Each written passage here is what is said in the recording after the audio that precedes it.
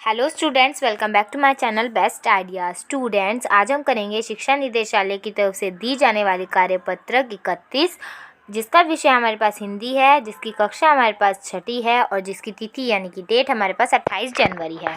बच्चों, जैसा कि हम टिकट एल्बम पढ़ रहे थे, तो आज हम टिकट एल्बम का भाग 3 पढ़ने वाले हैं। आइए देख लेते हैं कि भाग 3 क्या कह रहा है। सो स्टूडेंट्स, जैसा कि हमने पहले भी पढ़ा था, तो आई होप ये आपको उन वर्कशीट में से अच्छी तरीके से समझ आया होगा। आइए देखते हैं। पिछले कार्यपत्रक में हमने पढ़ा कि नागराजन के मामा जी ने सिंगापुर से एक एल्बम भिजवाया था। नागराजन शांतिपूर्वक सभी को अपना एल्बम दिखाता। अब राजप्पा के एल्बम की कोई पूछने वाला नहीं था। सब कहते हैं राजप्पा का एल्बम फिसड्डी है। अब आगे, तो जैसा कि पिछले वर्कशीट में हमने देखा था बच्चों, पिछली जो वर्कशीट आपकी आई थी वर्कशीट 30, वो मेरे चैनल पे है। अगर आपने किसी ने भी मिस कर दिया है तो ज़रूर देखें, बहुत ही इंटरेस्टिंग कहानी है। एक भी वर्कशीट, एक भी स्टैंजा मिस करने वाला नहीं है।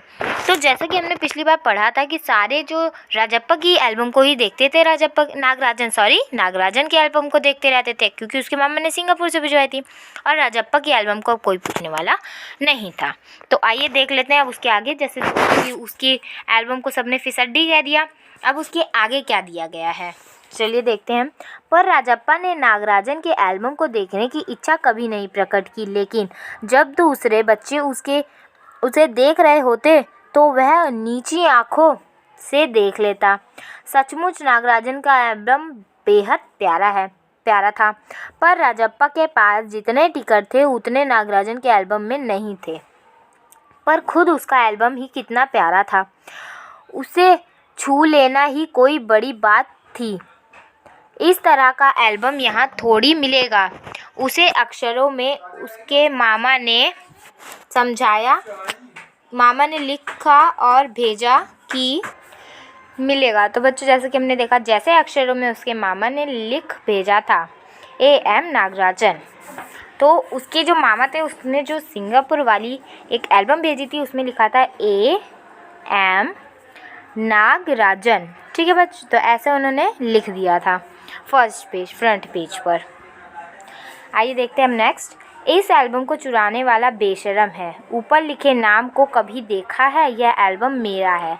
जब तक घास हरी है और कमल लाल, सूरज जब तक पूर्व से उगे और पश्चिम में छिपे, उस अंतकाल तक के लिए यह एल्बम मेरा रहेगा। लड़कों ने इसे अपनी एल्बम में उतार लिया। लड़कियों ने झट कापियाँ और किताब में टीप लिया।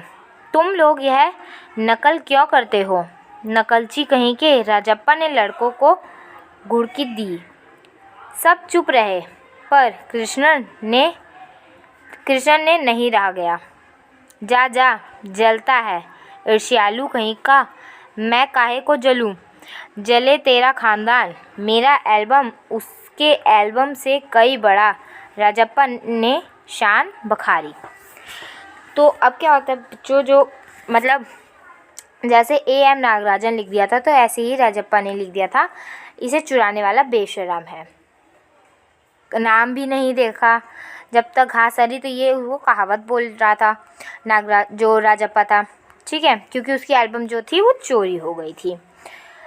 अब क्या है कि जल्दी से जैसे किसी ने चुरा लिया और जल्दी से जो उसके क्लास के सारे लड़के हैं, लड़कियां हैं, वो लड़के थे वो जल्दी एल्बम उतारने लगे, लड़कियां कॉपी में टिपने लगी। फिर राजप्पा ने देखा और बोला कि तुम लोग ये नकल क्यों करते हो, नकलची कहीं के। ठीक है, राजप्पा ने लड़कों को घुड़की दे दी, मतलब बोला। अब क्या था कि उसके बाद क्या है कि उसमें जो एक कृष्णन नाम का एक लड़का था, वो कहता है जा जलता है तू ईर्ष्यालु कहीं का। तो मतलब कि तुम जलते हो, अगर हम भी तुम्हारी तरह टिकट एल्बम बना रहे हैं तो तुम जल रहे हो। तो फिर क्या होता है कि वो कहता है मैं काहे को जलूं, जले तेरा खानदान। मेरा एल्बम उसके एल्बम से कई बड़ा है। राजप्पा ने शान बखारी। मतलब अब सारे बोलने लगे, तो राजप्पा शान बखारने लगा कि मेरा एल्बम जो है उससे बहुत बड़ा है। आइए आगे देखते हैं कि क्या है।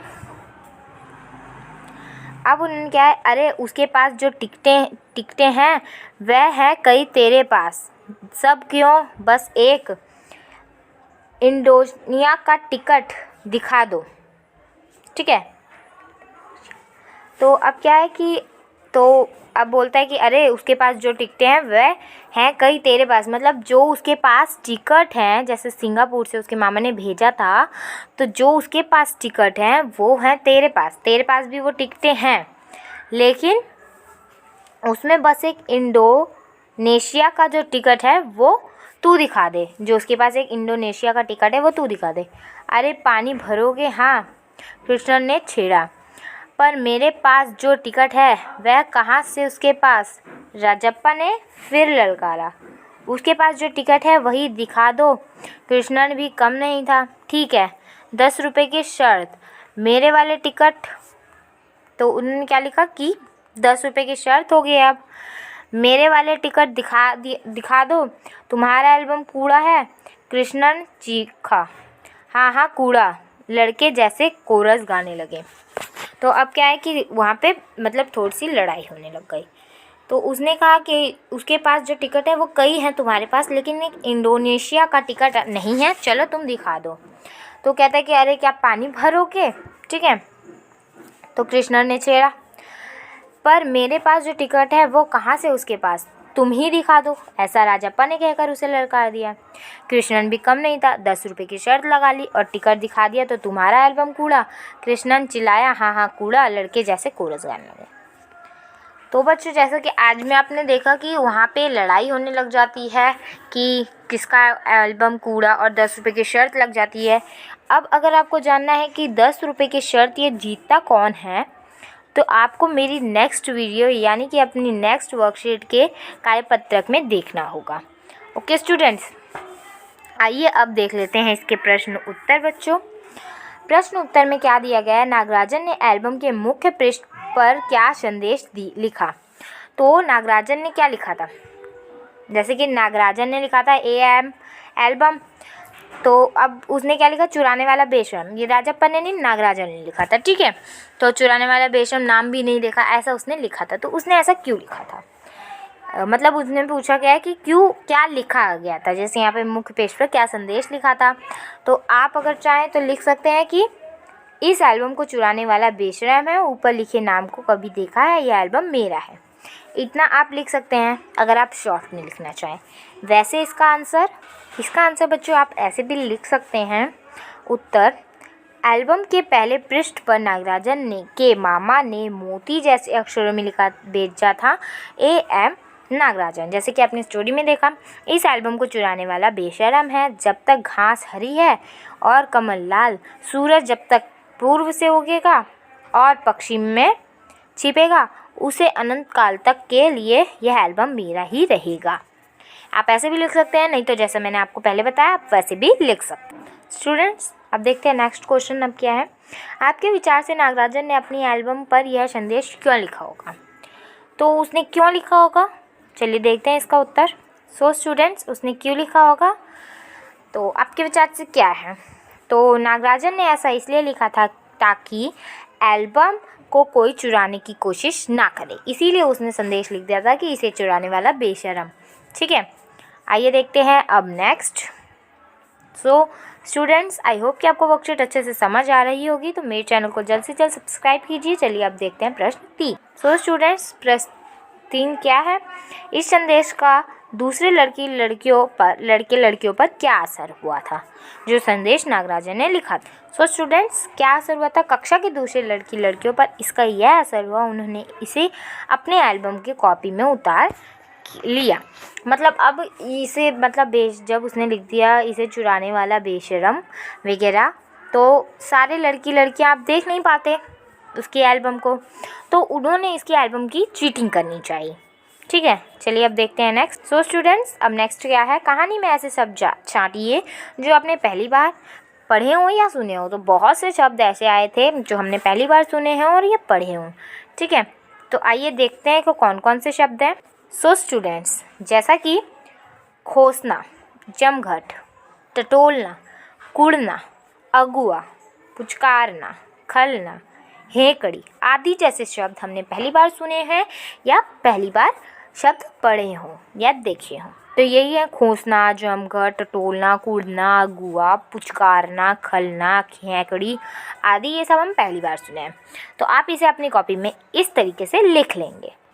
तो स्टूडेंट्स, क्वेश्चन नंबर 5 है, टिकट की तरह ही बच्चे और बड़े दूसरे चीज़ों भी जमा कर सकते हैं। जो कि मैं आपको क्लियर दिखाती हूँ, उसमें थोड़ा सा ब्लर है। सो स्टूडेंट्स, जैसा कि यहाँ पे टिकटों की तरह ही बच्चे और बड़े दूसरे चीज़ें भी जमा करते हैं। सिक्के उनमें से एक हैं। आप कुछ अन्य चीज़ों के बारे में सोचिए जिन्हें जमा किया जा सकता है तथा उनके नाम लिखिए। तो अब आपको ऐसे शब्द बताने हैं जो मतलब ऐसी चीज़ें बतानी है जो हम जमा कर सकते हैं। जैसे टिकटें जमा कर सकते हैं। जैसे कई बच्चे होते हैं कि अब हम सिक्कों की कलेक्शन करेंगे, तो बहुत से बच्चे होते हैं सिक्के की कलेक्शन करते हैं। तो सिक्के की कलेक्शन छोड़कर आप कुछ अन्य हमें बताइए। तो चलिए देखते हैं इसका आंसर। सो स्टूडेंट, जैसे कि सूखे फूल की हम कलेक्शन कर सकते हैं, चाबी के गुच्छे की हम कलेक्शन कर सकते हैं, कांच की गोलियां, रंगीन पत्थर आदि की हम कलेक्शन कर सकते हैं। जैसे आप गांव में वगैरह में देखते हैं ना, बहुत अलग अलग कलर के पत्थर रहते हैं, तो आप उनकी कलेक्शन कर सकते हैं। सूखे हुए अलग अलग फूल की कलेक्शन, चाबी के गुच्छों की कलेक्शन, कांच की गोलियाँ, जो कांच की छोटे छोटे बॉल्स आते हैं ना इतने इतने, ये वाले, इसकी आप कलेक्शन कर सकते हैं। तो ऐसी बहुत सी चीज़ें हैं जिनकी आप कलेक्शन कर सकते हैं। सो स्टूडेंट्स, आई होप कि आपको वर्कशीट अच्छी लगी होगी, अच्छे से समझ आई होगी। If you want any question query from this worksheet then comment in my comment box. So students, thank you so much and like, subscribe and share my channel. Thank you.